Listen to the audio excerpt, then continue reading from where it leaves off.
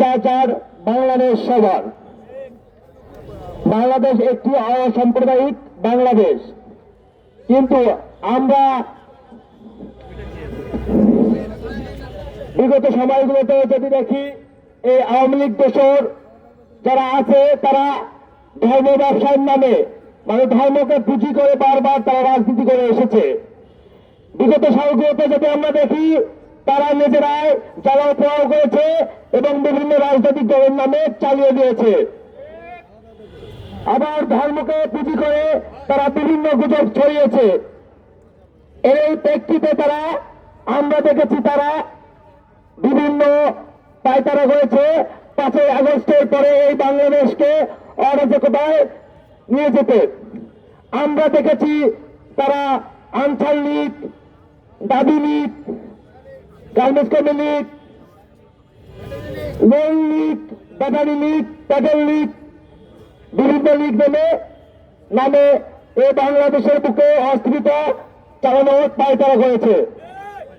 আমরা যদি দেখি কয়েকদিন তারা এই ইসকন সংগঠন যেটা জঙ্গি সংগঠন এবং সন্ত্রাসী কর্মকাণ্ডের জন্য সবসময় তৎপর থাকে, তাদের উপর ভর করে তারা বাংলাদেশে বিভিন্ন অপতৎপরা চালাচ্ছে।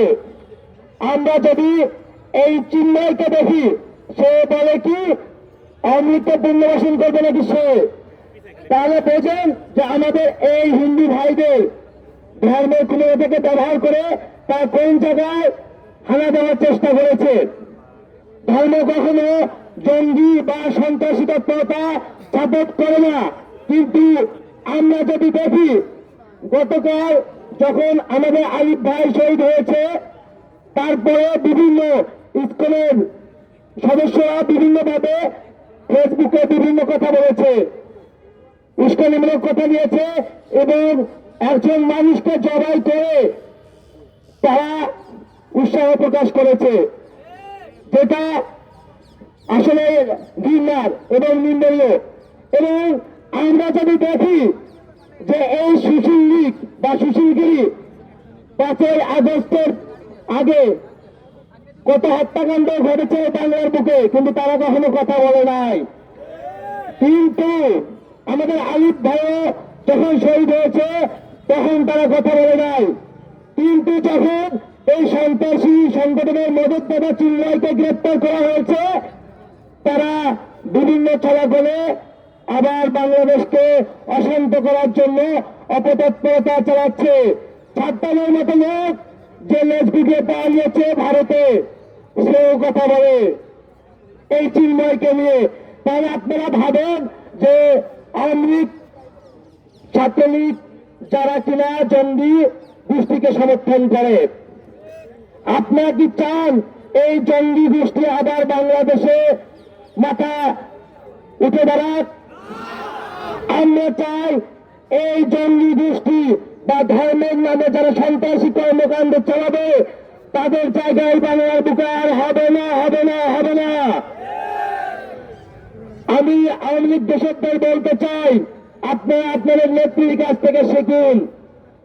তারা 5 আগস্টের সময় আপনাদের নেত্রী এই হত্যাকাণ্ডের ফলে নিজের পরনের কাপড় ছাড়া কিছুই নিয়ে যাইতে পারে নাই। আপনারা যদি এইভাবে বাংলাদেশকে অরাজকতার দিকে নিয়ে যেতে চান, আপনাদের পিঠের চামড়া থাকবে না। আপনারা আপনাদের নেত্রীর মতো যদি হতে না চান তাহলে ভালো হয়ে যান। আর আইন শৃঙ্খলা বাহিনীর দিকে আমরা কঠোরভাবে হুঁশিয়ার দিতে চাই, আপনারা আপনাদের দায়িত্ব পালন করুন। কারো চামচামি আগে যেমন করেছেন তেমন মনোভাব থেকে বেরিয়ে আসুন, না হলে বাংলার জনগণ আপনাদের এর প্রতিদান দেবে।